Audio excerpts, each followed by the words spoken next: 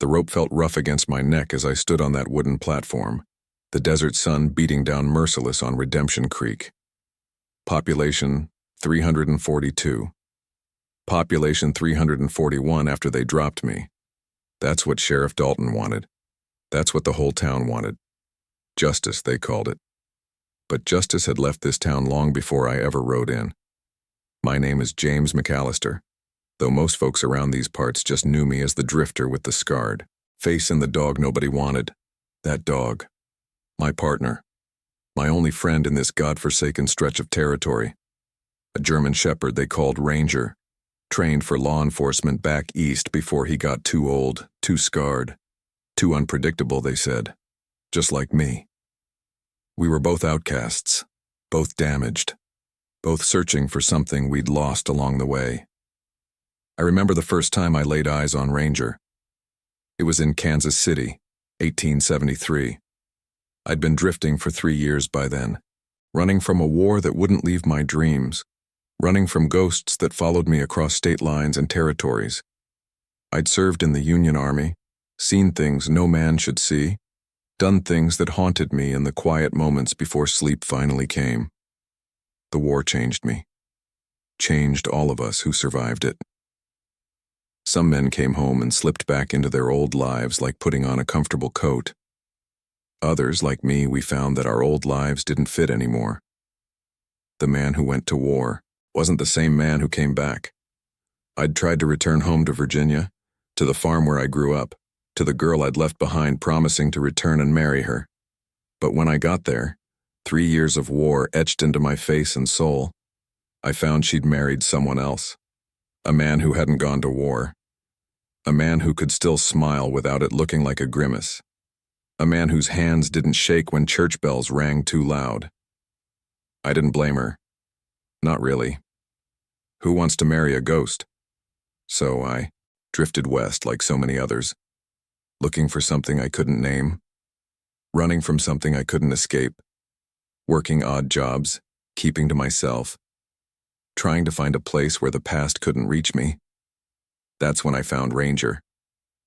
Or maybe he found me. I was working at a stable in Kansas City, mucking stalls for $2 a week and a place to sleep in the hayloft. The police department was 2 buildings down, and I'd see them come and go with their dogs. Beautiful animals, trained to track criminals, to protect their handlers, to uphold the law with teeth and loyalty. Ranger was being retired. At 7 years old, he'd been injured chasing down a bank robber, took a bullet to his left shoulder, and though he survived, he was never quite as fast afterward. The department wanted younger dogs, faster dogs, perfect dogs. They were going to put him down. I heard the officers talking about it one evening as they passed the stable. One of them, a sergeant with gray mutton chops, was arguing against it. Said the dog had given 7 years of service, deserved better than a bullet for his trouble. But the captain was firm. Department policy. Injured dogs were a liability. That night I broke Ranger out of the police kennels. I'd like to say I had some noble plan, some grand vision of justice. Truth is, I just couldn't stand the idea of that dog dying because he'd gotten hurt doing his job. Seemed too familiar, too much like what happened to soldiers who came home broken. We left Kansas City before dawn, headed west. I figured we'd both find something out there, or we'd find nothing, but at least we'd find it together. And we did find something. We found each other. We found purpose. We found, eventually, Redemption Creek. But I'm getting ahead of myself. Let me take you back to that platform, that rope, that moment when everything hung in the balance. The charges against me were clear as mud and twice as dirty. Murder of Samuel Preston, the town's wealthiest rancher. Theft of $2,000 in gold certificates. Assault on a deputy. The evidence, Sheriff Dalton said, was undeniable. My knife found at the scene. My horse seen near Preston's ranch that night. A witness who swore they saw my face in the moonlight. All lies. Beautiful, carefully constructed lies. But who believes a drifter? Who believes a man with no past he's willing to talk about? No references, no family. Nothing but a battle-worn dog and the clothes on his back. The trial had been swift. 3 days from arrest to conviction. The judge, a circuit rider named Horace Blackwell, was known for his efficiency, liked to keep things moving, said justice delayed was justice denied. He didn't seem to consider that justice rushed might be justice butchered. My defense attorney was a young man fresh from law school back east, appointed by the court because I had no money to hire my own. His name was William Thatcher, and he tried. Lord knows he tried, but he was inexperienced, intimidated by Sheriff Dalton's reputation, and frankly overwhelmed by the evidence that had been manufactured against me. "Mr. McAllister," he'd said to me the night before the verdict, visiting me in my cell, "I have to be honest with you. It doesn't look good. The evidence is substantial. Perhaps if you were willing to confess, show remorse, the judge might show leniency. Maybe prison instead of hanging." I'd looked at him through the bars. This boy, barely 25, with his clean suit, and his law books and his belief that the system worked if you just followed the rules correctly. "I didn't kill Samuel Preston," I told him. "I didn't steal anything. I didn't assault anyone. I'm innocent. But the evidence is manufactured. Someone set me up, someone powerful enough to make it look real. That's a serious accusation. Do you have any proof?" I didn't. That was the problem. All I had was my word, and the word of a drifter doesn't count for much against physical evidence and eyewitness testimony.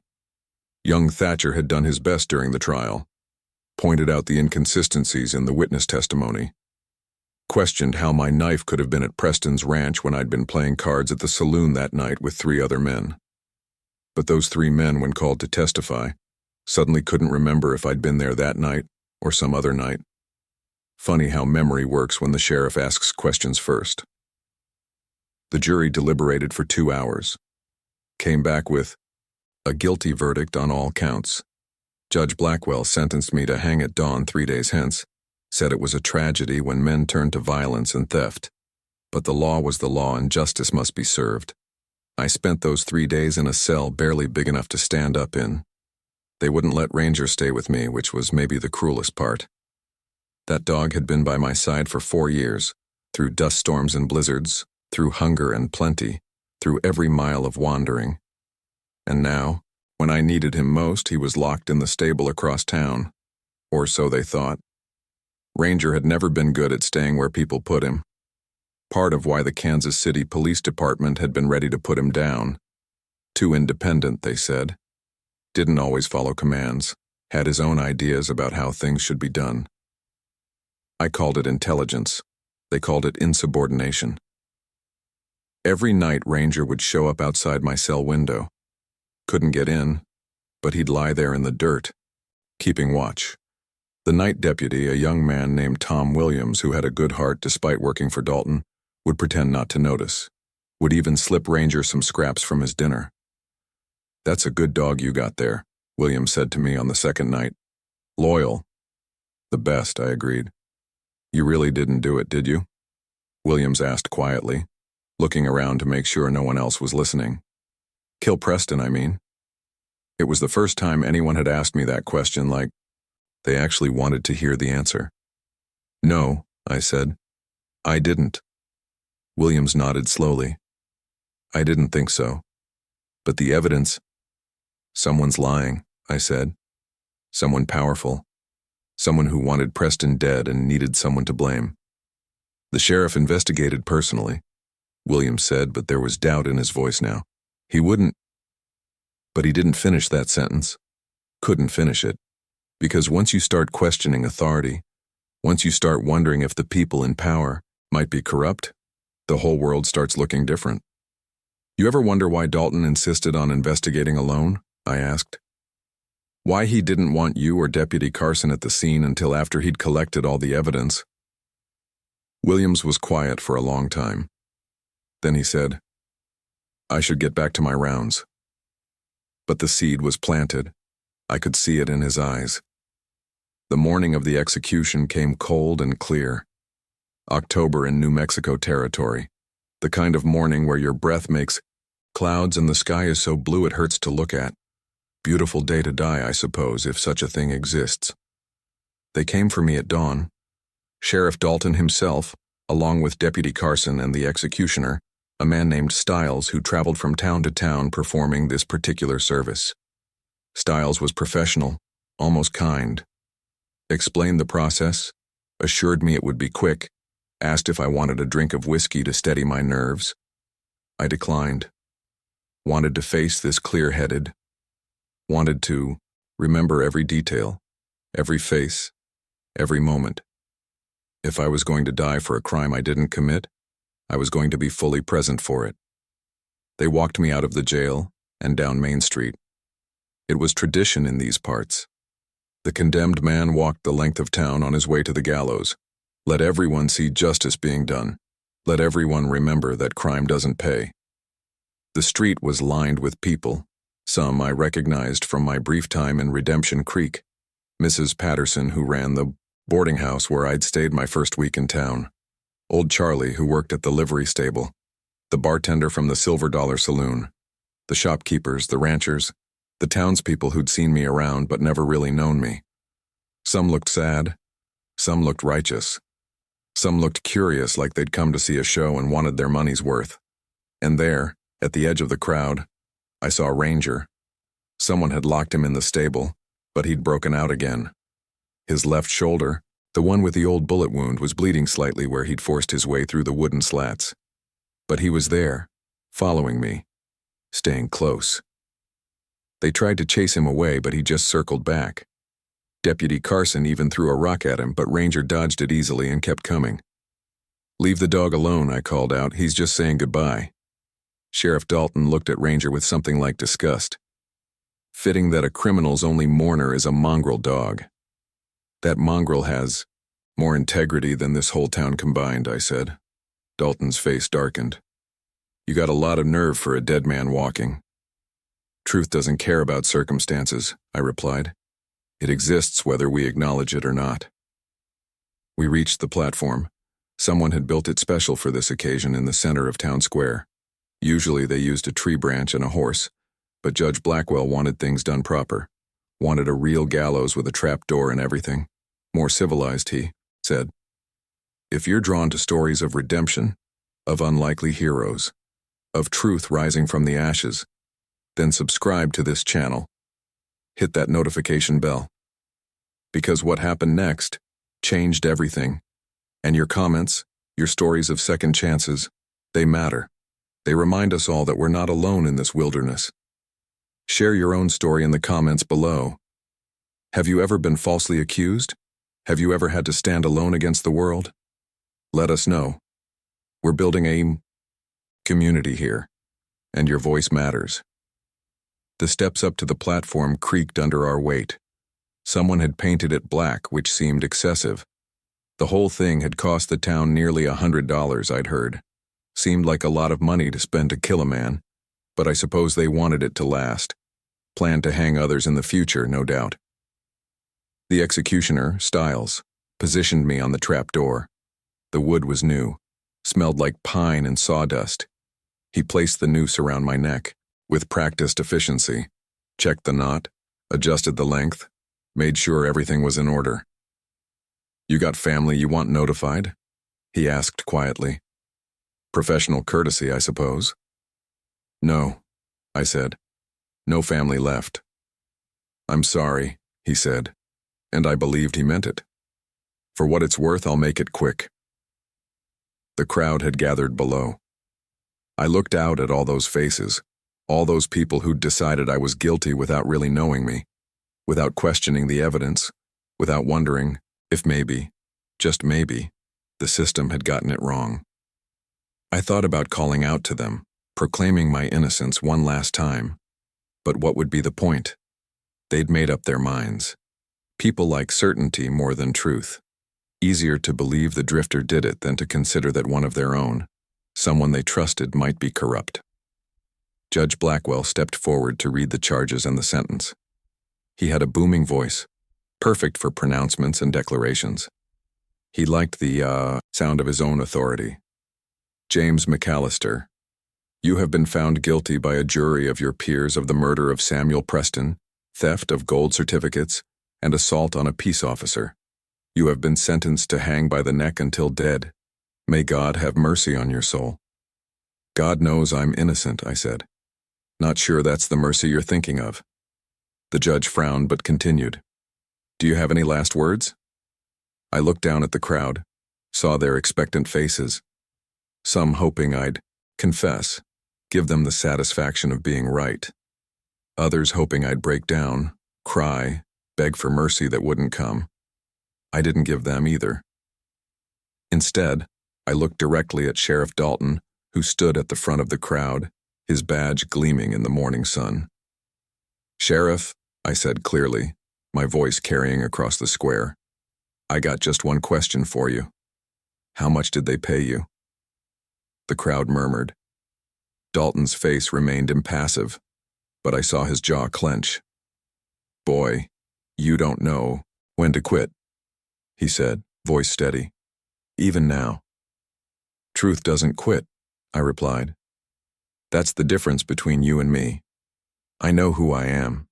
Question is, can you still look at yourself in the mirror?" "Enough," Judge Blackwell interrupted. "This is unseemly. Executioner, proceed." Stiles moved to the lever. The crowd held its collective breath. Time seemed to slow down, the way they say it does before you die. Every detail became sharp, clear, etched into my consciousness with perfect clarity. I could see the individual threads in the rope, could smell the pine wood and dust and sweat, could hear someone's baby crying in the crowd, a dog barking in the distance, the wind moving through the cottonwood trees that lined the creek. I thought about my mother, dead these 15 years. Wondered if I'd see her soon. Wondered if there was anything after this, or if this was simply the end of consciousness, the cessation of being. I thought about the war, about all the men I'd seen die. Some quickly, some slowly. Wondered if they'd felt this same strange calm at the end, this resignation mixed with defiance. I thought about Ranger, my faithful companion. Hoped someone would take care of him after I was gone. Hoped he'd find a good home, someone who'd appreciate his loyalty and intelligence. That's when I heard it. That bark. Not Ranger's normal bark, but his alert bark, the one he'd been trained to use when he found something important. The crowd stirred. Some people turned to look. Ranger was at the base of the platform now, digging furiously at something. His powerful legs sent up clouds of dust and dirt. His nose was working overtime, that incredible nose that could track a scent across miles of desert terrain. "Someone get that mongrel away from here," Dalton shouted, and there was something in his voice now. Something that hadn't been there before. Panic. Raw, undiluted panic. "Wait," Mayor Harrison called out. He was a small man with wire-frame spectacles and more courage than his size suggested. "Wait, the dog's found something." "It's nothing," Dalton insisted, moving toward the platform. "Just an animal being an animal. This is a legal execution. We can't delay it for—" But Ranger had something in his mouth now. Something he'd dug up from where it had been buried at the base of the platform. He jumped onto the platform with surprising agility for a dog with an old bullet wound, landing next to me with perfect precision. He dropped it at Mayor Harrison's feet. A glove. Leather. Expensive looking, with initials stitched in gold thread on the back. M.D. Marcus Dalton. The crowd exploded into murmurs and exclamations. People pushing forward to see. Others demanding to know what it meant. That means nothing," Dalton said, but his voice had lost its authority. His face had gone pale. "I must have dropped it during the investigation. I was here examining the—" "You weren't at Preston's ranch during the initial investigation." Deputy Williams spoke up from the crowd. His voice was shaking slightly, but he pushed forward anyway, moving through the mass of people. "You sent me and Deputy Carson to collect evidence. You said you had business in Silver Ridge that day. You specifically ordered us to handle the crime scene." The crowd went quiet.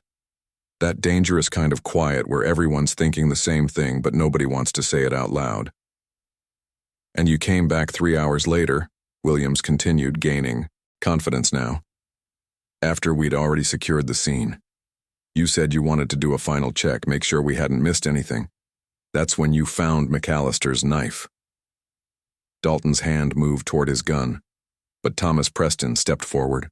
Samuel Preston's older brother, a rancher himself respected in the community, a man with authority that even the sheriff had to acknowledge. Hold on now, Thomas said, his weathered face thoughtful. There's something else, something I should have mentioned during the trial but didn't think about until now. The crowd pressed closer. My brother Samuel, Thomas continued. He was left-handed. Strong preference for it. Did everything with his left hand. Ate with it, wrote with it, worked with it. He paused, letting this sink in. The doctor's report said the knife wounds were angled in a way that suggested the killer was right-handed. The defense attorney mentioned it during trial, but nobody seemed to think it was important.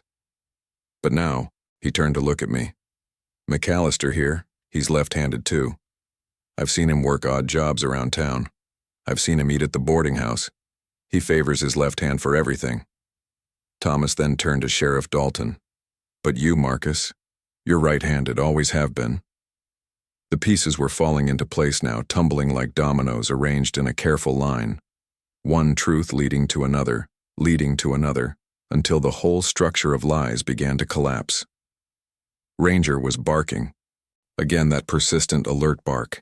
He'd moved to stand between me and Dalton now, hackles raised, teeth showing.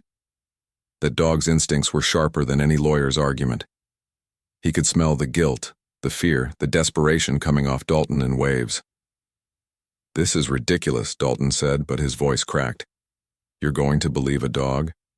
You're going to stop a legal execution because of a glove and some speculation about which hand? I think we need to delay this hanging, Mayor Harrison said firmly. There are questions that need answering. I second that, Thomas Preston said. My brother deserves real justice, not a rushed execution that might be killing an innocent man. Judge Blackwell looked uncertain. He was a man who liked clear procedures, established rules. This situation was messy, complicated, full of ambiguity, but even he could see which way the wind was blowing. Very well, he said finally. Remove the noose. Mr. McAllister, you'll remain in custody while we investigate these new developments. Stiles removed the noose from my neck. The relief was immediate, physical. I could breathe again. Really breathe. Not just the shallow gasps of a man about to die, but deep, full breaths that filled my lungs with October air and possibility. My hands were still bound, but Ranger pressed against my leg, warm and solid and real. His tail wagged once, briefly. A small gesture that said everything. We're not done yet. We're still fighting. We're still here. Sheriff Dalton, Mayor Harrison said, his voice taking on an official tone. I'm going to need you to come with me to your office. We need to review the evidence in this case. All of it. This is highly irregular, Dalton began. So is hanging an innocent man, Thomas Preston interrupted, which, if these questions have merit, is exactly what we were about to do. Now, you can come peaceful and help clear this up, or we can do this the hard way. Your choice. Dalton looked around at the crowd, saw the doubt in their faces, saw the questions in their eyes, saw his carefully constructed world beginning to crumble. For a moment, I thought he might fight. His hand was still near his gun. He was calculating odds, weighing options, considering whether he could shoot his way out of this. But Ranger growled, low and deep and full of promise. That dog had taken down armed criminals before. He knew how to do it. And his eyes were locked on Dalton with absolute focus. Fine, Dalton said, finally. Fine. Let's go to my office and clear this up. It's all a misunderstanding. The glove, the handedness issue, it's circumstantial. You'll see. But as they led him away, I saw something in his eyes, something that told me he knew it was over. The truth had started its terrible work, and once started, truth is like water finding cracks in a dam. It seeps through, expands, eventually breaks everything open. Take a moment right now to comment below. Have you ever been misjudged? Have you ever had to fight for your innocence when everyone had already made up their minds? Your story matters. Share it. Let's build a community of people who understand that redemption isn't given. It's earned, discovered, fought for. And don't forget to subscribe so you don't miss what happens next in this story and others like it. They took me back to the jail cell, but this time it felt different. Before, it had been a place of ending, the last stop before death. Now it was just a room with bars, temporary, uncertain, but no longer final. Deputy Williams brought me water and some bread. "I'm sorry," he said quietly. "I should have spoken up sooner, during the trial. I had doubts even then, but You were scared," I said. "Not an accusation, just a statement of fact. Dalton's your boss, powerful man in this town. Speaking against him could cost you everything." "That's no excuse." "No," I agreed. "But it's human. Fear makes us do things we regret, or in your case, not do things we should." Williams nodded slowly. "What made you stand up to him? Even on the gallows, you didn't back down." "I had nothing left to lose," I said simply. "And when you've got nothing to lose, truth is all you have. Might as well speak it loud." Over the next several hours, I could hear activity in the sheriff's office next door. Voices raised in argument, furniture being moved. Someone, probably Williams and Deputy Carson under the mayor's supervision, was searching for evidence. Ranger lay outside my cell window right where he'd been every night, keeping watch, being present, doing what loyal hearts do. As the sun moved across the sky, more people came and went from the sheriff's office. Thomas Preston, the town doctor, the banker, several prominent ranchers. Something was happening, something significant. It was late afternoon when Mayor Harrison finally came to my cell. He looked exhausted, like a man who'd just learned something that fundamentally changed his understanding of the world. "Mr. McAllister," he said, and the formal address told me something important was coming. "I owe you an apology. We all do." He unlocked my cell door. "You're free to go, all charges dropped, with the town's deepest regrets." I stood slowly, hardly believing it. "What did you find?" "Everything," Harrison said. "We found everything."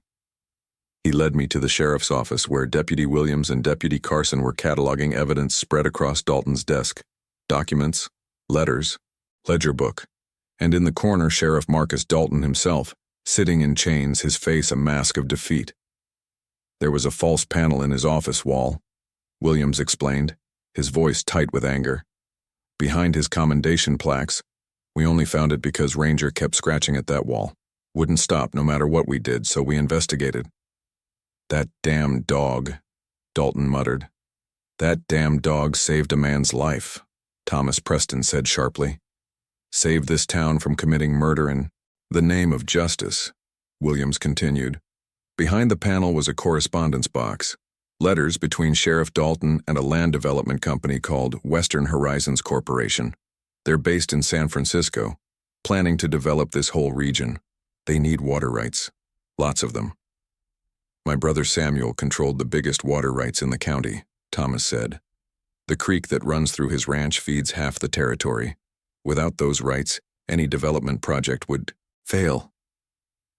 "The company offered Samuel $100,000 for his water rights," Williams said. "He refused. Said this land should stay ranching country, not become some city speculation project. He refused multiple offers, each one higher than the last." "So they approached Dalton," I said, understanding now. "Offered him $50,000, Mayor Harrison confirmed, his face grim. All he had to do was convince Preston to sell, or, failing that, make sure Preston wasn't a problem anymore." The room was silent for a moment, the weight of that statement hanging in the air. "The letters detail everything," Williams said. "The first attempts to pressure Preston, the escalating threats, And finally, the plan. Dalton would kill Preston and frame someone else. A drifter. Someone with no connections, no one to speak for them. Someone nobody would miss. You, Deputy Carson said, looking at me. You came to town at exactly the wrong time. Or exactly the right time, I corrected. From a certain point of view. Dalton had been watching you, Williams continued. Knew your habits, knew you kept to yourself. Knew about Ranger, knew people were wary of both of you. Perfect scapegoat. He stole your knife 3 weeks before the murder, Carson added. You reported it missing at the boarding house. Mrs. Patterson confirmed that in her statement today. He killed Preston with your knife, Thomas Preston said, his voice rough with emotion. Made it look like a robbery. Then he planted evidence, manufactured witness testimony, and built a case against you that seemed airtight. The witness, I said. The woman who said she saw me at Preston's ranch that night. Rose Callahan, Harrison said. She's been Dalton's mistress for 2 years. He was keeping her in a house in Silver Ridge, visiting her when he claimed to be doing official business. She'd say anything he asked. Did say anything he asked. We brought her in, Williams said. She confessed everything once she realized Dalton was finished. Said he told her it was just a story, that it would help catch a real criminal. She believed him, or wanted to believe him. I walked to where Dalton sat, looked down at the man who'd tried to murder me in the name of law and order. Why? I asked. $50,000? That's worth a man's life? Worth 2 men's lives? Dalton looked up at me, and for a moment I saw the full depth of his fall. From respected sheriff to condemned murderer. From pillar of the community to embodiment of corruption. I was drowning, he said quietly. In debt. The ranch I bought. Trying to look successful. The lifestyle. Trying to maintain appearances. My wife's family expecting me to be someone I wasn't. I was drowning, and this was the life raft they threw me. So you grabbed it, I said. Even though it meant destroying innocent lives. You were nobody, Dalton said, and there was still a trace of that old justification in his voice. A drifter, no family, no future. Who would miss you? Ranger would have missed me, I said quietly. And maybe that's more than most people get, more than you deserve, certainly. I turned to Mayor Harrison. What happens now? Now? Harrison took a deep breath. Now Marcus Dalton will stand trial for the murder of Samuel Preston, for conspiracy to commit murder, for corruption, and for attempting to cause your wrongful execution. The territorial prosecutor is being notified today. And me? You're free, Mr. McAllister. Free and clear, with our deepest apologies and gratitude.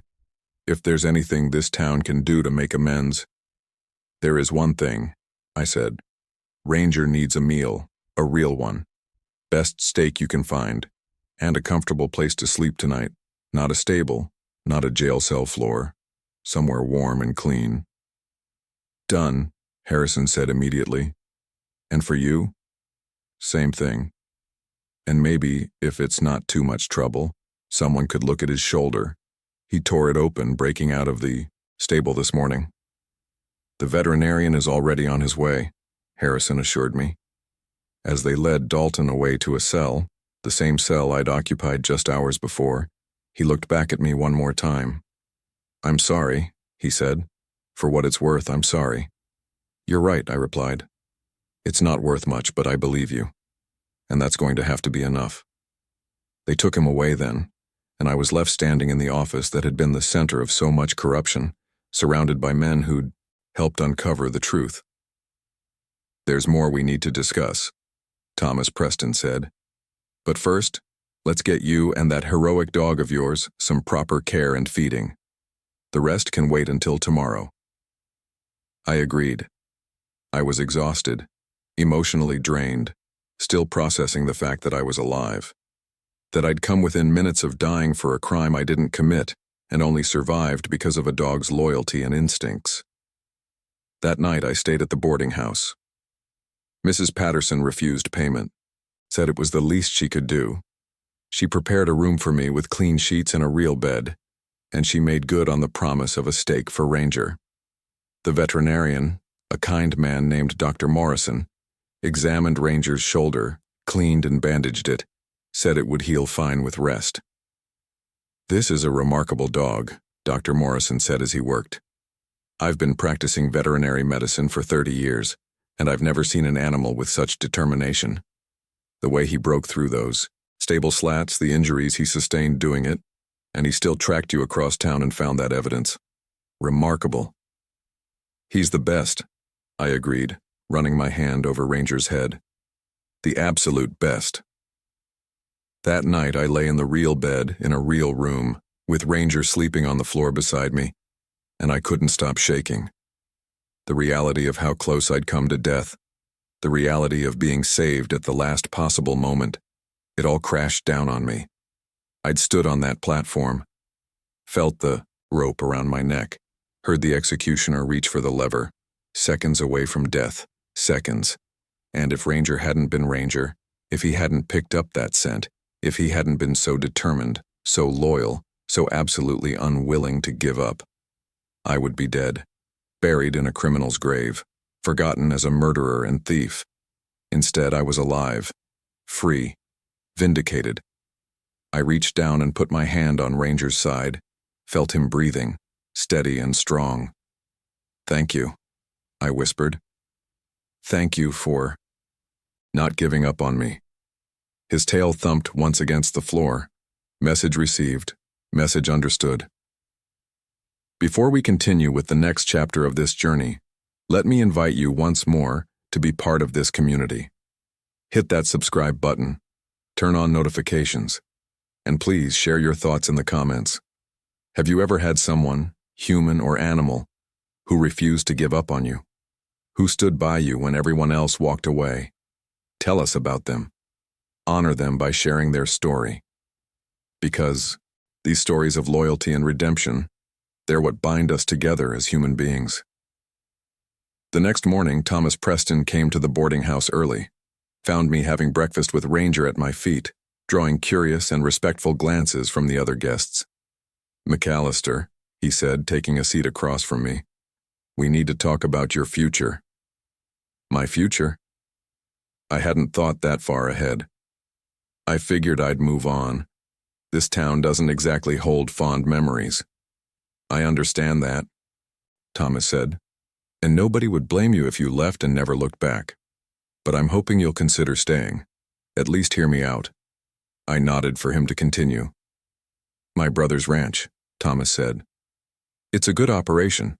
3,000 acres, prime water rights, cattle, horses, the works. Samuel's widow, Martha, she's taking the children back east to live with her family. She can't bear to stay here after what happened. Can't say I blame her." He paused, gathering his thoughts. "The ranch needs someone to run it. I'm too old and I've got my own spread to manage. Martha wants to sell it, but not to just anyone, not to land speculators or developers. She wants it to go to someone who will respect what Samuel built, someone with integrity." Thomas looked me straight in the eye. "She wants to give it to you, free and clear, full ownership, no payment required. Consider it compensation for what this town almost did to you, what we were willing to do." I sat back, stunned. "Mr. Preston, I'm not a rancher. I don't know the first thing about running an operation that size." "You can learn," he said, "and you'd have help. Samuel's foreman, a man named Diego Ortega. He's been running the day-to-day operations for years. Good man. Knows everything about the land and the cattle. He'd stay on if you wanted him to." "Why me?" I asked. "You don't know me. Don't know if I can be trusted with something like that. I know you stood on a gallows and spoke truth to power when you had nothing to gain from it," Thomas said.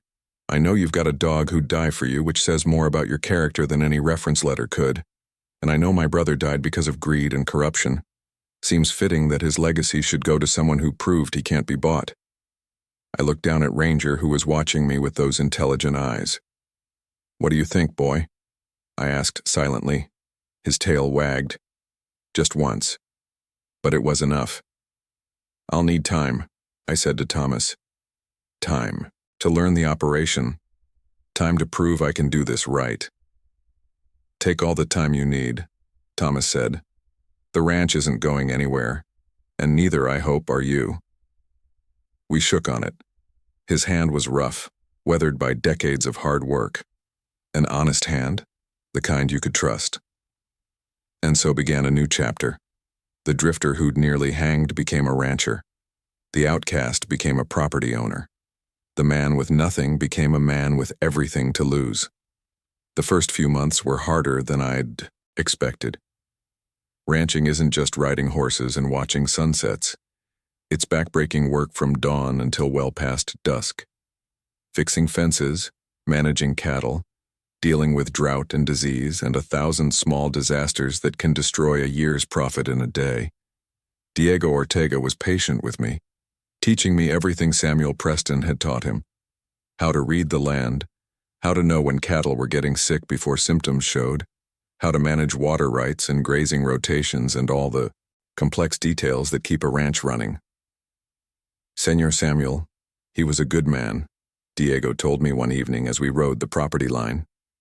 He treated us fair, paid good wages, respected our families. When my son was sick, he paid for the doctor from Silver Ridge. Didn't have to do that, but he did. "I'll try to live up to his example," I said. "You already are," Diego replied. "You work alongside us. Don't ask us to do anything you won't do yourself. That's all we ask.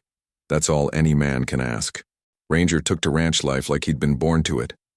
He'd patrol the property with me, alert for predators or problems. The other ranch hands were initially wary of him. That scarred face and those intelligent eyes could be intimidating. But they quickly learned what I already knew. Ranger was loyal, protective, and had better judgment than most people. When a pack of coyotes tried to get at the cattle one night, Ranger alerted us and helped drive them off. When Diego's youngest son wandered away from the main house and got lost in the creek canyon, Ranger found him within an hour. When a drifter with bad intentions tried to steal horses from the corral, Ranger cornered him until I could arrive. The dog became a legend. Stories spread across the territory. The dog who'd saved an innocent man from hanging. The dog who could smell truth and lies. The dog who was smarter than most sheriffs. Some of it was exaggeration, the way stories grow in the telling. But the core was true. Ranger was special. Had always been special. The Kansas City Police Department had been fools to retire him. As autumn turned to winter and winter to spring, Redemption Creek slowly healed from the wound of Dalton's betrayal. The trial had been sensational, drawing reporters from as far away as Denver and El Paso. The corruption of a small-town sheriff, the near execution of an innocent man, the dramatic last-minute rescue by a police dog, it had all the elements of a dime novel. Marcus Dalton was convicted, on all counts. The jury deliberated for less than an hour. Judge Blackwell, perhaps feeling guilty about his role in nearly executing me, sentenced Dalton to hang for Samuel Preston's murder. The irony wasn't lost on anyone. They offered me a place of honor at Dalton's execution. Some kind of symbolic justice, I suppose. The man who was almost hanged watching the man who tried to hang him face the same fate. I declined. "I don't need to see him die," I told Mayor Harrison. "I just need to know." That truth won out in the end. That's enough. Dalton was executed on a cold morning in February. I was 40 miles away at the time, helping Diego round up cattle that had wandered during a storm. I didn't think about it, didn't mark the moment, just kept working, kept living, kept building something worth having. His wife and children left town before the execution, moved back east with new names trying to escape the scandal. I felt sorry for them. They hadn't asked for any of this, hadn't chosen to be part of Dalton's corruption. But they paid the price anyway, the way families always do when the sins of one member destroy everything. Rose Callahan, the mistress who'd provided false testimony, wasn't charged with a crime. The prosecutor decided she'd been manipulated by Dalton, was more victim than accomplice. She left town too, heading back to Missouri where she had family. I heard later she married a farmer and lived a quiet life. I hoped that was true. Everyone deserves a chance to start over. Deputy Tom Williams was promoted to sheriff. Young, idealistic, determined to restore integrity to the office that Dalton had corrupted. He did a good job too. Fair but firm, honest but compassionate. The town made a good choice. One of his first acts as sheriff was to officially deputize Ranger. Made him an honorary member of the Redemption Creek Sheriff's Department. Even had a little badge made for his collar. Ranger tolerated it with patient dignity, the way he tolerated most human foolishness. "This dog served with honor before," Williams said during the small ceremony, "and he served with honor when it mattered most. Seems only right to recognize that." The town began to change too. The publicity from the trial had brought attention to Redemption Creek, some of it unwanted, curiosity seekers and reporters who wouldn't leave people alone. But some of it good. New businesses opened, new families moved in. The town grew from 342 souls to over 500 in less than a year, and they renamed Main Street, voted on it in a town council meeting, wanted to call it McAllister Avenue. I argued against it. Didn't feel right having a street named after me. I was just a man who'd been in the wrong place at the wrong time, who'd been saved by a dog's loyalty and a few people's courage to question authority. But they overruled me. Democracy in action, Mayor Harrison said with a smile. I did convince them to add something, though. A small park at the end of the street with a statue, not of me, of Ranger. Bronze cast by a sculptor from Santa Fe, larger than life, with an inscription I wrote myself. In memory of all who seek truth when others seek convenience. In honor of loyalty that asks nothing in return. In celebration of the small heroes who change everything. The dedication ceremony was in the spring of 1879. Half the territory seemed to show up. Speeches were made, hands were shaken, babies were kissed. Ranger sat through it all with patient dignity, occasionally accepting pats from children brave enough to approach. "You saved a town," Mayor Harrison said in his speech. "Not just a man, but a town. You reminded us that justice requires constant vigilance, that power without accountability leads to corruption, and that sometimes the most unlikely among us are the most heroic." He was talking about Ranger, but looking at me when he said it. After the ceremony, a young woman approached me. She had auburn hair pulled back in a practical bun, green eyes that were intelligent and kind, and she carried herself with the confidence of someone who knew her own worth. "Mr. McAllister," she said, extending her hand. "I'm Elizabeth Hartwell, the new schoolteacher. I wanted to thank you." "Thank me? For what?" "For standing up to corruption," she said simply. "My father was a judge in Boston. Honest man, but he lost his position because he wouldn't go along with political corruption. Speaking truth to power cost him everything. So when I heard your story about how you stood on that platform and spoke truth even when it meant certain death, it meant something to me. It reminded me why integrity matters." We talked for a while that day. She told me about Boston, about her father's struggles, about why she'd come west. She wanted adventure, she said, wanted to make a difference, wanted to teach children that character mattered more than circumstances. I told her about the war, about drifting, about finding Ranger and finding purpose. Told her things I hadn't told anyone else, things I'd kept locked away for years. She listened without judgment, asked questions that showed she understood. And when I finished, she said something that stayed with me. "You know what I think? I think we're all running from something. The question isn't whether we run, but whether we're running away or running toward. You're running toward. That's what matters." I started finding excuses to visit town more often after that. Needed supplies for the ranch, had business with the bank, wanted to check on how Sheriff Williams was doing. All legitimate reasons, but really I was hoping to see Elizabeth. We'd take walks along the creek, talk about books and ideas and dreams.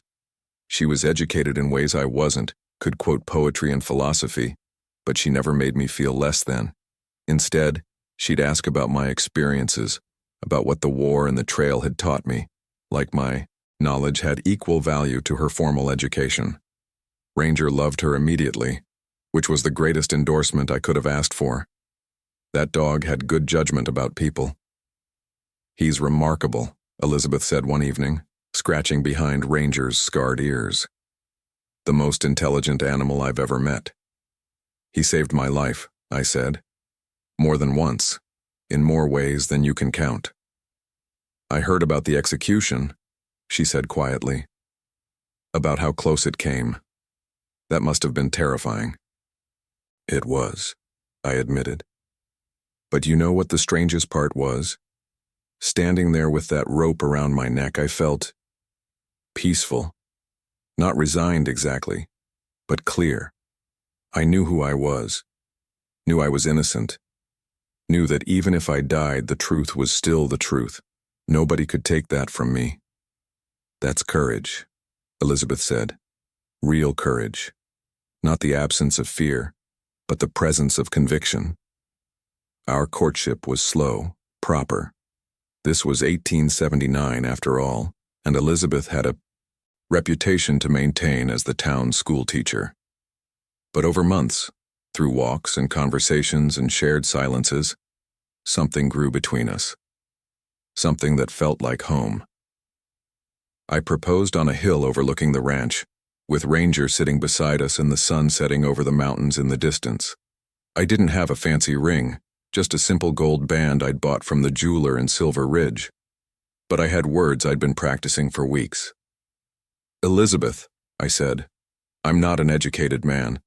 I can't quote poetry or philosophy. I've got a past that includes war and wandering and nearly being hanged for murder. But I'm honest. I'm loyal. And I love you with everything I am. I'd be honored if you'd marry me and let me spend the rest of my life proving I'm worthy of you." She was quiet for a long moment, looking out at the sunset, at the land spreading before us, at Ranger who watched with those patient eyes. Then she turned to me and smiled. "James McAllister, I don't need you to be educated or eloquent. I need you to be exactly who you are. Yes, I'll marry you." We married in the spring of 1880. Simple ceremony in the church on Main Street. Half the town attended. Thomas Preston gave Elizabeth away since her own father, still bitter about her choice to come west, refused to make the journey. Diego Ortega stood as my best man, and Ranger was the ring bearer, carrying the rings in a small pouch attached to his collar. Judge Blackwell performed the ceremony. He'd asked to do it, said it was important to him. I think he felt guilty about his role in nearly executing me, about not questioning the evidence more carefully. This was his way of making amends. "Do you, James McAllister, take this woman to be your lawfully wedded wife?" "I do," I said, and meant it with every fiber of my being. "And do you, Elizabeth Hartwell, take this man to be your lawfully wedded husband?" "I do," she said, her green eyes bright with tears and joy. "Then by the power vested in me by the territory of New Mexico, I pronounce you husband and wife. Mr. McAllister, you may kiss your bride." And I did. Right there in front of God and half of Redemption Creek, kissed her like she was the most precious thing in the world. Because she was. The reception was held at the ranch. Diego and the other hands had cleaned up the barn, decorated it with wildflowers and lanterns. There was music and dancing and more food than we could possibly eat. People brought gifts, practical things mostly, tools and blankets and preserves, but also their good wishes and their gratitude. "Thank you," more than one person said to me that night. "Thank you for staying. Thank you for giving this town a second chance." I wanted to tell them they had it backwards, that the town had given me a second chance, that without Redemption Creek, without the trial and the platform and Ranger's loyalty, I'd still be drifting, still running from ghosts, still searching for something I couldn't name. But I just nodded and accepted their thanks. Sometimes the truth is too complicated to explain at a party. Elizabeth moved into the ranch house. started making it a home instead of just a place to sleep. Curtains appeared in windows, flowers grew in the yard. The smell of baking bread filled the air on Sunday mornings. Small changes, but they transformed everything. "This is a good place," she said one evening as we sat on the porch, watching the sunset with Ranger at our feet. "I can feel the peace here, the rightness of it." "It's because you're here," I said. "You're what makes it home." She laughed. "Flattery, Mr. McAllister?" "Truth, Mrs. McAllister. Just truth." Our first child was born in the spring of 1881. A boy, healthy and strong, with his mother's green eyes and what promised to be his father's stubborn chin. We named him Samuel, after the man whose murder had nearly cost me my life. Thomas Preston cried when we told him. "My brother would have been, honored," he said, holding little Samuel with gentle hands. "Deeply honored." Ranger took to fatherhood, or unclehood, I suppose, with the same patient dedication he brought to everything. He'd lie beside Samuel's crib, keeping watch. When the baby cried, Ranger would come get us, insistent until we followed. When Samuel started crawling, Ranger would position himself between the baby and any potential danger. "That dog is a better parent than most humans," Elizabeth said with a laugh. Our second son was born 2 years later. We named him Thomas after the man who'd given me a second chance when he could have chosen revenge. Thomas Preston was equally moved, equally honored, and 3 years after that, a daughter, Rebecca, named for Elizabeth's mother. She had auburn hair like her mother and a fierce spirit that reminded me of Ranger. The children grew up with that old dog as their constant companion. He was gray around the muzzle by then, slower than he used to be, his left shoulder, stiff from the old bullet wound and the injury he'd sustained breaking out of the stable, but still alert, still protective, still the best friend anyone could ask for. Samuel, my oldest, loved to hear stories about Ranger's younger days, about how he'd served with the Kansas City police, about how he'd saved my life on that platform, about the loyalty that had overcome impossibility. "Papa," Samuel asked me one day when he was about 7, "what's that scar on your neck from?"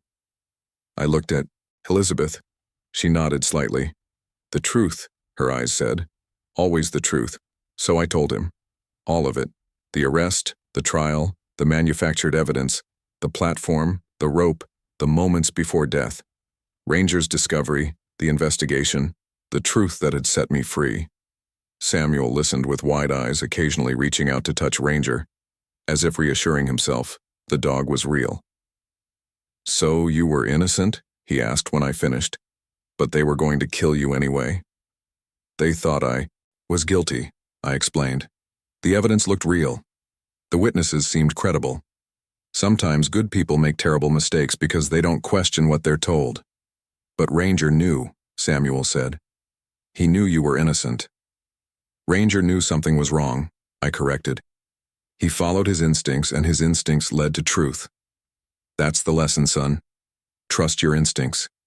Question authority. And never, ever give up on the truth. Even when everyone else has. Especially then.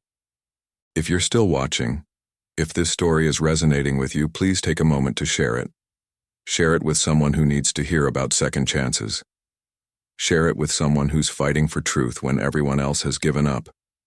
And share your own story in the comments. Tell us about a time when loyalty saved you.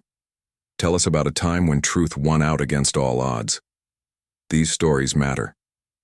They bind us together. They remind us why we fight. Subscribe to this channel to become part of this community. Hit that notification bell so you never miss a story. Because every story of redemption, every tale of truth and loyalty, it matters. You matter. Your story matters. The years rolled by like tumbleweeds across the prairie. The ranch prospered under my management, though I'd be the first to admit most of the credit belonged to Diego and the hands who actually knew what they were doing. I was still learning, still making mistakes, but I was learning from them. Redemption Creek continued to grow. The railroad came through in 1882 just as people had predicted. With it came commerce and opportunity. The town became a city, officially incorporated with a mayor and city council, and all the trappings of civilization. Sheriff Tom Williams did a fine job keeping the peace. Fair, honest, incorruptible. Everything Marcus Dalton should have been. Everything a lawman was supposed to be. In 1884, Williams came to the ranch with a proposition. "James," he said, we were on first-name basis by then, "I need to ask you something. The city council has been after me to expand the sheriff's department. We're growing too fast for one sheriff and 2 deputies to handle. They're authorizing funds for an undersheriff position. I want you to take it." I was surprised. Flattered, but surprised. "Tom, I'm a rancher now. I've got a family, responsibilities. I'm not a lawman." "You were almost the victim of a corrupt lawman," Williams countered. "You know better than anyone what happens when law enforcement loses its way. The city needs someone with integrity in a position of authority. Someone who understands that the badge is a responsibility, not a privilege." "I need to think about it," I said. "Talk to Elizabeth." "Take your time," Williams said. "The offer stands." That evening, I discussed it with Elizabeth as we sat on the porch. The children were asleep inside. Ranger was lying at our feet, his breathing steady and peaceful. "What do you think?" I asked. "Should I do it?" "What do you want to do?" she countered. Typical Elizabeth, answering a question with a question. "Part of me wants to say yes," I admitted. "Wants to help build something good.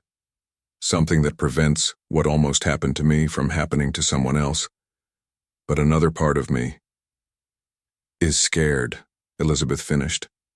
"Scared of being back in that world. Scared of the memories it might bring up." "Yes," I said quietly. She took my hand. "James, you're not the same man who stood on that platform 7 years ago. You've built a life here, a good life, a meaningful life. Taking the undersheriff position doesn't erase that. It builds on it. You'd be using your experience, your integrity, to protect others. That's noble. That's worth doing. You'd be okay with it? With me taking on that risk?" "I'd be proud of you," she said simply. "Just like I'm proud of you every day." So I accepted the position, became Undersheriff James McAllister, kept running the ranch too, with Diego managing the day-to-day operations when I had to be in town. The work was different from ranching, but satisfying in its own way. I helped train new deputies, emphasizing ethics and judgment alongside tactics and law. I reviewed cases, making sure evidence was solid before arrests were made. I worked with Williams to build a department that Redemption City could be proud of, and I brought Ranger with me to the office. That old dog had earned retirement, but he wasn't interested in lying around. He'd patrol the office, greet visitors, and occasionally his nose would catch something suspicious. He'd alert us to a drunk hiding a weapon, a con man working the streets, trouble before it became violence. In 1886, a drifter came through Redemption City. Young man, maybe 25, with haunted eyes and the look of someone running from something. He was arrested for vagrancy, which was common enough, but something about him reminded me of myself all those years ago. I went to talk to him in his cell. "Name's Peter," he said. "Peter Walsh. And before you ask, I'm not a criminal. I'm just lost." "Where you from, Peter?" "Ohio originally. But I've been wandering since the war. Couldn't settle down. Couldn't find a place that felt like home." "Spanish-American War?" I asked. "It had ended just recently." "Yes, sir. Saw some hard things, did some hard things, came back and nothing made sense anymore." I sat down outside his cell, told him my story. About the war I'd fought in, the drifting afterward, finding Ranger, nearly being hanged, and finally finding home. "Point is," I said when I finished, "running doesn't solve anything. Wherever you go, you take yourself with you. The ghosts, the memories, the pain.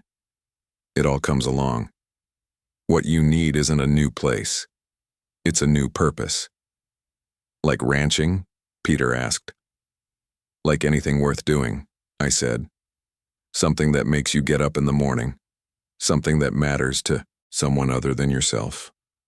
I got him released, gave him a job at the ranch, basic work, mucking stalls and mending fences, but honest work with honest pay. Gave him a place to sleep in the bunkhouse and 3 meals a day. He stayed for 2 years, saved his money, learned ranching from Diego. Eventually bought a small spread of his own up near the Colorado border. Last I heard, he'd married a widow with 3 children and was building a good life. Sometimes all people need is someone to believe in them. Someone to give them a chance when everyone else has written them off. Just like Thomas Preston had done for me. Ranger died in the winter of 1887, peacefully, in his sleep, lying by the fire in our home. He was 15 years old, ancient for a dog his size and breed. I'd known it was coming. He'd been slowing down for months, sleeping more, eating less. But knowing didn't make it easier. I found him in the morning, still warm but gone. No struggle, no pain. Just sleep that became something more. The children cried. Elizabeth cried. I cried. Though I tried to hide it, old habits from my war days when showing emotion was weakness. But this wasn't weakness. This was love. This was grief for a friend who'd saved my life, who'd been loyal when loyalty mattered most, who'd proven that sometimes the most unlikely heroes are the ones that change everything. We buried him on the hill overlooking the ranch, the highest point on the property where he used to like to sit and survey his domain. I carved a marker myself, working late into the night to get the words right. Here lies Ranger, faithful friend, loyal partner, seeker of truth. He saved a life and changed a town, the best among us. The funeral was surprisingly well attended. Half the town came. Thomas Preston was there, Sheriff Williams, Mayor Harrison, the ranch hands, Elizabeth's students from school. People who'd been touched by Ranger's story, by his example, by what he represented. This dog was a hero, Williams said during the small service. Not because he was special, though he was, but because when the moment came, when truth needed defending, he acted. That's what heroes do. They act when others hesitate. They persist when others give up. They find truth when others accept convenient lies. After everyone left, I sat by the grave for a while. Just me and the wind and the memories of a life changed by one loyal heart. We did all right, didn't we, boy? I said to the earth. We built something worth having, something worth fighting for. The wind didn't answer, but I heard him anyway. That bark, that alert bark that had saved my life. It echoed in my memory, clear as a church bell on Sunday morning. Life continued, because life always does. Samuel, my oldest, grew into a fine young man with his mother's intelligence and my stubbornness. He talked about becoming a lawyer, which made both Elizabeth and me proud. Maybe he could fight injustice with words and laws, prevent what had almost happened to me from happening to others. Thomas grew up quieter, more contemplative. He loved the ranch, loved working with the cattle and horses, loved the simple rhythms of ranch life. He'd take over the operation someday. I could see it. Had the patience and dedication it required. Rebecca was fierce and bright, with opinions on everything and the confidence to express them. She wanted to be a teacher like her mother, she said. Wanted to shape young minds and build a better world through education. I was proud of all of them. Proud of the life Elizabeth and I had built. Proud that 3 children who could have never existed, who wouldn't have existed if I died on that platform, were now walking around, full of potential and promise. In 1892, Thomas Preston died, natural causes, in his sleep, at the age of 76. A good death, as deaths go. He'd lived long enough to see Redemption City prosper, to see justice served, to see his brother's ranch continue under honest management. At his funeral, I gave a eulogy. Thomas Preston saved my life, I said to the assembled mourners. Not dramatically, not with a last-second rescue, but he saved it nonetheless. When he could have demanded my execution out of grief and rage for his brother's murder, he chose to question, to investigate, to seek truth instead of revenge. That choice, that courage to question authority and evidence even when it was inconvenient, that's what allowed the real killer to be found. That's what allowed me to live, to build this life, to have my family. Everything good in my world exists because Thomas Preston had the courage to say wait when everyone else was ready to say hang him. I paused, looking out at the faces in the church. We should all aspire to that kind of courage, the courage to question, the courage to seek truth even when lies are more convenient, the courage to give second chances even when punishment feels more righteous. That's Thomas Preston's legacy. That's what he taught this town, and we're all better for it. After the funeral, Martha Preston, Samuel's widow who'd moved back from the East after her children were grown, approached me with tears in her eyes. "Thank you," she said, "for honoring both my husband and his brother, for vindicating Samuel's death by building something good from it, for being the kind of man who deserves the second chance they gave you." "I think about them every day," I told her honestly. About how close I came to dying, about how their courage and integrity saved me. I've tried to live a life that honors that gift. "You have," she said simply. "You absolutely have." The years continued to pass. Samuel went off to law school in Chicago. Thomas took over more and more of the ranch operations as I devoted more time to my work as undersheriff. Rebecca started teaching at her mother's old school, carrying forward Elizabeth's legacy of education and enlightenment. In 1900, the new century dawning full of promise and change, Sheriff Tom Williams announced his retirement. He was 55 years old, had served Redemption City faithfully for 18 years, and was ready to rest. "The city council wants you to be the next sheriff," he told me. "They're going to offer you the position. I want you to know you have my full support and recommendation." "Tom, I'm 53 years old. I'm not sure I have the energy for a full sheriffing job."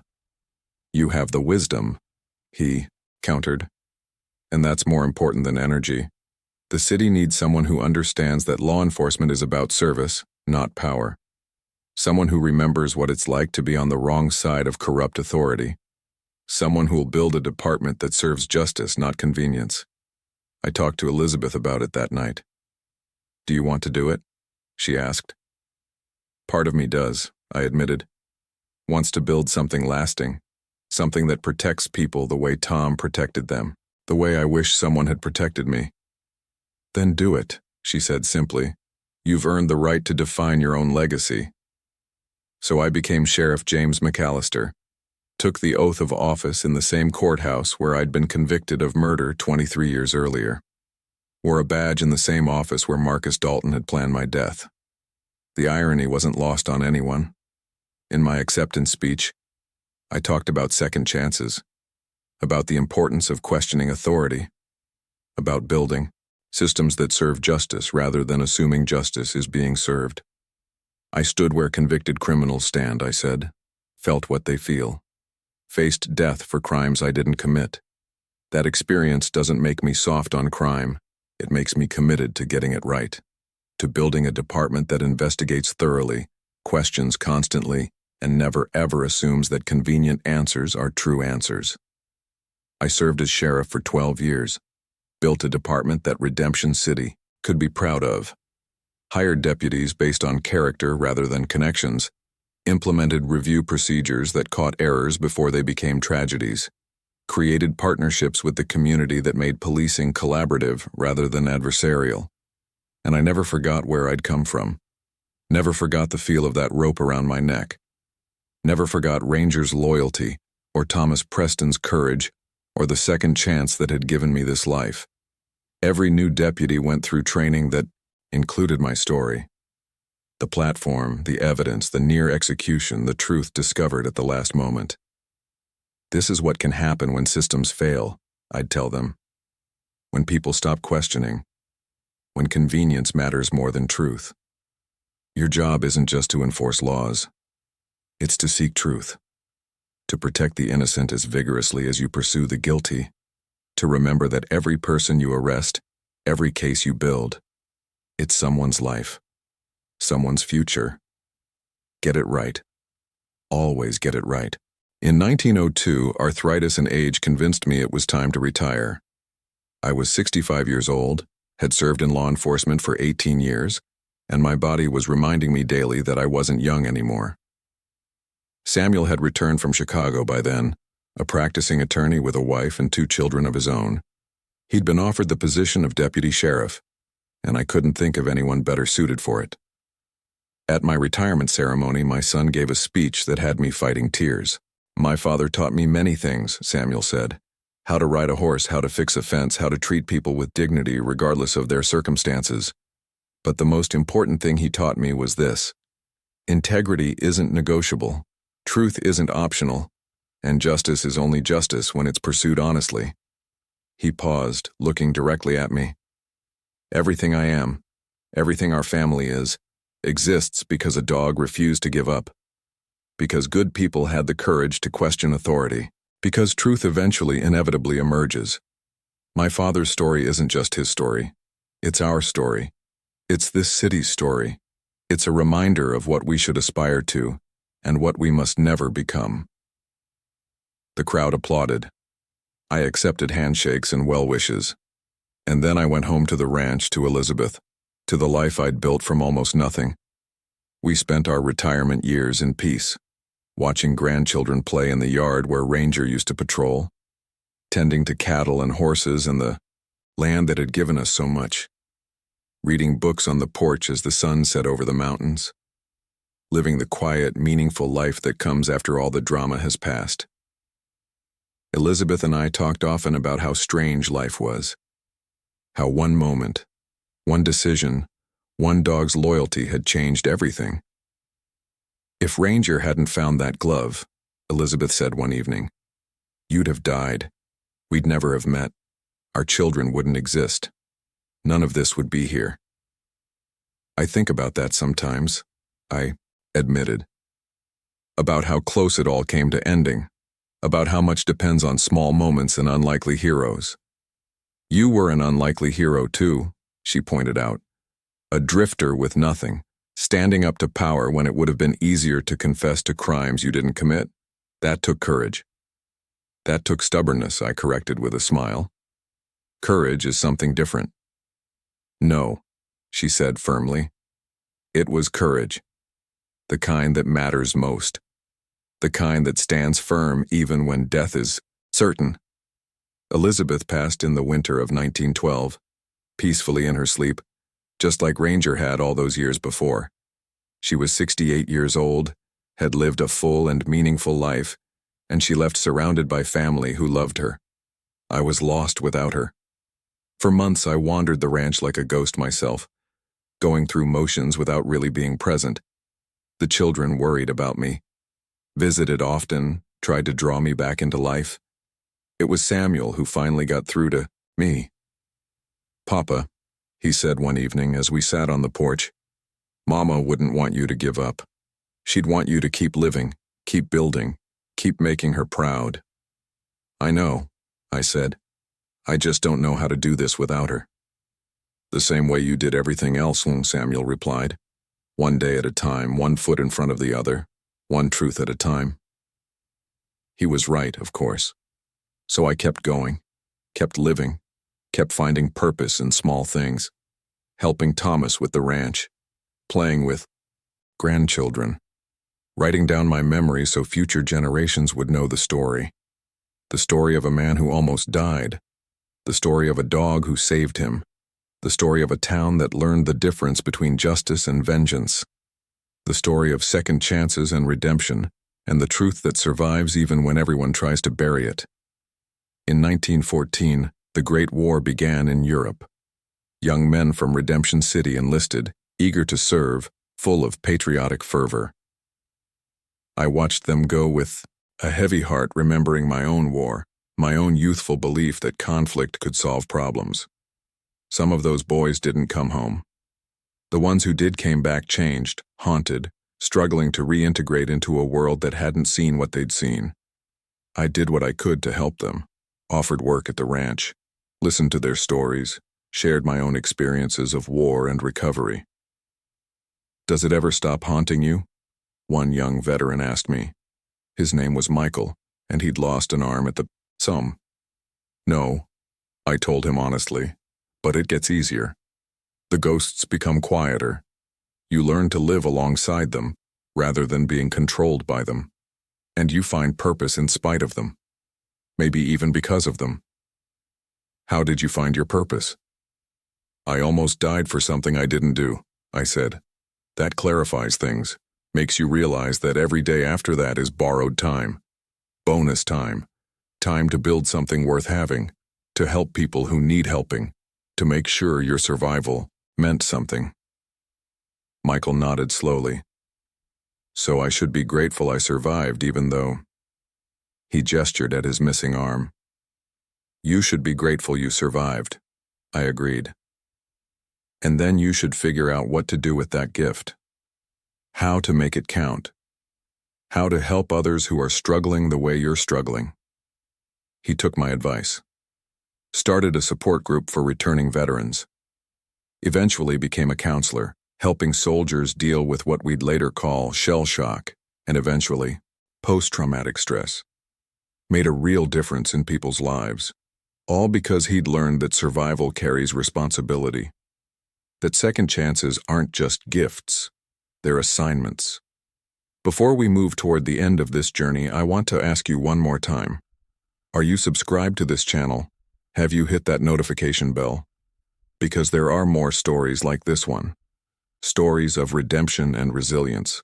Stories of people who refuse to give up when giving up would have been easier. Stories that remind us why we fight, why we persist, why we believe in second chances. And please share this video. Share it with someone who needs to hear that their story isn't over. That rope around their neck, whether literal or metaphorical, doesn't have to be the end. Share it with someone who's fighting for truth when everyone else has given up. Your share might be what saves them. Your comment might be what gives them hope. We're building something here. A community of people who believe redemption is possible. Join us. Be part of it. Because every voice matters. Every story counts. Including yours. I'm 97 years old now, writing this in the autumn of 1924. My hand shakes when I hold the pen too long. My eyes aren't what they used to be. The ranch is run by Thomas now, with help from his sons. Samuel is a judge in Santa Fe, carrying forward the legacy of justice we built together. Rebecca runs a school for girls in Albuquerque, teaching them that they can be anything they choose to be. I have 14 grandchildren and 6 great-grandchildren at last count. They run through this house like wild horses, full of energy and potential, and I wouldn't have it any other way. Sometimes they ask me about the scar on my neck. It's faded now, barely visible, but if you know to look for it, you can see the mark where the rope rested for those terrible moments. I tell them the story. All of it. The arrest, the trial, the platform, the rope, Rangers, discovery, the truth that emerged when it mattered most. "Were you scared, Great-Grandpa?" little Emma asks. She's 7 years old with her great-grandmother Elizabeth's green eyes. "Terrified," I tell her honestly. But being scared doesn't mean giving up. It means being brave enough to keep going even when you're afraid. And Ranger? He was really that smart? Smarter than most people I've known, I say. Loyal beyond measure. He saved my life, because that's what loyal hearts do. They act when it matters most. I still walk up to Ranger's grave on the hill when my legs allow it. Takes me longer now, need a cane and frequent rest stops. But I make the journey. Sit beside that marker and talk to him like he's still there. Maybe he is, in the ways that matter. "We built something good, didn't we, boy?" I say to the wind. Something worth having. Something worth fighting for. You gave me that chance. You and Thomas Preston and Tom Williams and Elizabeth. All of you gave me chances I didn't deserve. Opportunities to prove who I really was. The wind whispers through the grass and I hear his bark in memory. That alert bark that saved everything. The lessons I learned on that platform have stayed with me all these decades. Truth survives. Even when buried, even when inconvenient, even when everyone wants it to stay hidden. Truth finds a way. It's patient. It waits. And eventually, if good people are willing to look for it, truth emerges. Loyalty is the rarest and most valuable treasure, rarer than gold, more precious than any material wealth. Ranger didn't save me for reward or recognition. He saved me because that's what loyal hearts do. They act without calculation. They persist without guarantee.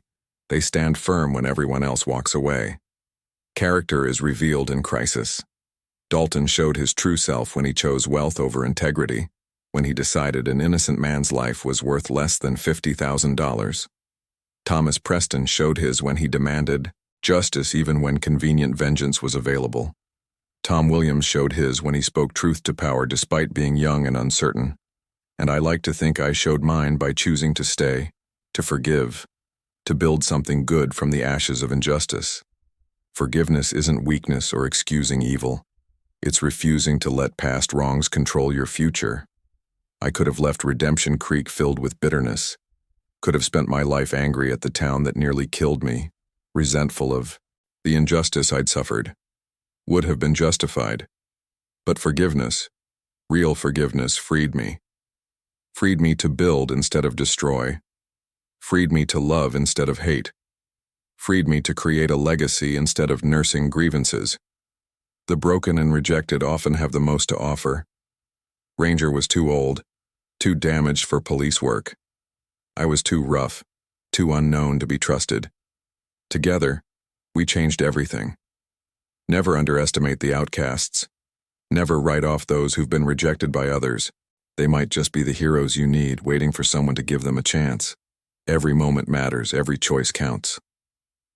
That morning in 1877, when Ranger refused to give up, when he kept searching, when he dug up that glove, that moment changed everything. One dog, one choice, one truth discovered, and from that single moment, an entire lifetime of purpose and meaning was born. My children wouldn't exist without that moment. My grandchildren wouldn't be running through this house. The lives I touched as undersheriff and sheriff wouldn't have been touched. The young veterans I helped wouldn't have had my guidance. The ripples spread outward in ways we can't even measure. One moment, one truth, one loyal heart. That's all it takes to change everything. As I sit here in my study, surrounded by photographs spanning nearly 5 decades, Elizabeth on our wedding day, my children as babies, Ranger sleeping by the fire, my grandchildren playing in the yard, I realize something profound. That day on the platform wasn't the end of my story. It was the beginning. Everything good in my life came after that moment. After I stood there with death seconds away and chose to speak truth anyway. After Ranger proved that goodness exists in this world. After a town learned that rushing to judgment nearly killed an innocent man. If I had died that day, none of this would exist. These children, these lives, these memories, this legacy, none of it would be real. It would be potential unrealized, futures unborn, love unexpressed. One dog, one truth, one second chance. That's all it took to birth an entire universe of meaning. The sun is setting now over Redemption City. I can see it from my window, painting the sky in those same shades of orange and purple and red that I saw that first night after my exoneration. The night I chose this place, these people, this life. The city has grown beyond recognition from the small town where I nearly died. Population over 10,000 now. Paved streets and electric lights and automobiles rumbling past. The railroad brings people from all over the country. The university Thomas Preston endowed before his death educates hundreds of young people every year. Main Street, they still call it McAllister Avenue despite my objections, is lined with businesses and prosperity. The statue of Ranger still stands in the park. Children still climb on it during their games. The inscription I wrote is weathered now, but still readable. In memory of all who seek truth when others seek convenience, in honor of loyalty that asks nothing in return, in celebration of the small heroes who change everything. Sometimes tourists ask me about it, about the statue, about the story, about what really happened that day in 1877. I tell them, every detail, every truth, every lesson learned. "You're him?" they ask, amazed. "You're the man who almost hanged?" "I'm the man who lived," I correct them. There's a difference. One is about death, the other is about life. I chose life. Ranger chose life for me, and everything else followed from that choice. My time is growing short now. I can feel it in my bones, in the way mornings come harder and evenings bring deeper fatigue. But I'm not afraid. I've faced death before, stood with its hand around my throat, looked it in the eyes. I survived then, and when death finally comes for me, as it must come for all of us, I'll face it knowing I didn't waste the gift I was given. I lived, I built, I loved, I made a difference. That's all any of us can hope for. That's all any of us should aspire to. To anyone out there who feels like an outcast, like a drifter, like someone nobody wants or believes in, your story isn't over. That rope around your neck, whether literal or metaphorical, it's not the end unless you let it be. Hold on. Speak truth. Trust in the loyalty of those few who truly see you. Believe that redemption is possible, that second chances exist, that your life has meaning even when others can't see it. Because if an old drifter and a broken-down dog can find redemption, anyone can. That's the promise. That's the truth. That's what I've spent my life proving.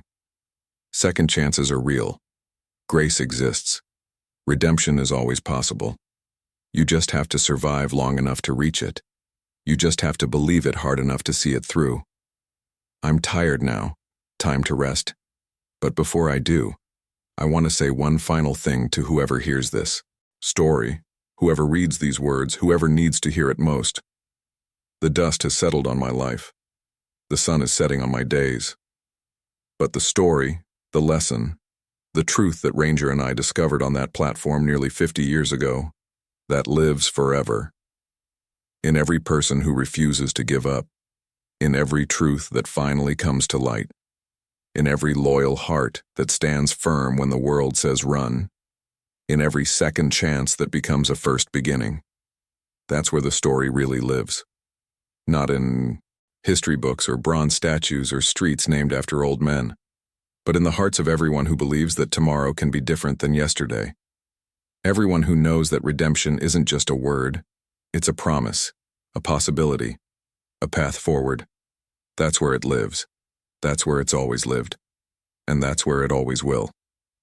My name is James McAllister. I'm 97 years old. Husband, father, grandfather, great-grandfather, former drifter, former condemned man, former sheriff, current believer in second chances. This is my story. This is my testimony. This is my redemption. And if an outcast drifter and a retired police dog can find it in a dusty town in New Mexico territory, then so can you. So can anyone. That's the promise of redemption. That's the power of truth. That's the gift of loyal hearts who refuse to give up. Subscribe to this channel if you believe these stories matter. Leave a comment sharing your own moment of redemption. Tell us about the loyal heart who saved you. Tell us about the truth you fought for when everyone else had given up. Tell us about your second chance. Because every story matters. Every voice counts. Every life has value. Including yours. Especially yours. The rope around your neck isn't the end of your story. It's just the darkness before the dawn. Hold on. Keep fighting. Keep believing. Because redemption is waiting. Just around the corner. Just past the next sunrise. Just beyond the moment when you almost give up. That's where you'll find it. That's where I found it. That's where Ranger helped me find it. And that's where it's waiting for you. Good night, Ranger. Good night, Elizabeth. Good night, old life filled with purpose and meaning. And hello, whatever comes next. The story is told. The lesson is learned. The redemption is complete. Thank you for listening. Thank you for believing. Thank you for being part of this story. Now go out and write your own. Make it count. Make it true. Make it a story of redemption, just like mine. The sun has set. The stars are coming out. And somewhere up on that hill, beside an old dog's grave, the wind is whispering stories of truth and loyalty and second chances. Listen close. You might just hear your own story beginning. This is James McAllister signing off from Redemption City, New Mexico. May you all find your own redemption. May you all discover your own truth. May you all be blessed with at least one soul, human or otherwise, who sees you for who you really are and stands with you when it matters most. That's all any of us really need. That's all any of us can hope for. And if we're very, very lucky, that's exactly what we'll find. The story lives on. In you. In me. In everyone who hears it and chooses to believe that redemption is possible. Keep believing. Keep fighting. Keep living. Make your life count. Make it matter. Make it a testimony to the power of second chances. Because in the end, that's what we all are. Second chances. Third chances. 100th chances. Given over and over by a universe that believes in redemption more than we believe in ourselves. Don't waste it. Don't run from it. Don't let fear steal what grace has given. Live, build, love, create, become. That's the lesson, that's the truth, that's the promise, and it's waiting for you. Right now, this very moment. All you have to do is reach for it. This is the end of my story, but it's just the beginning of yours. Make it beautiful. Make it true. Make it redemption. God bless you all, and God bless Ranger wherever his spirit roams. The best among us.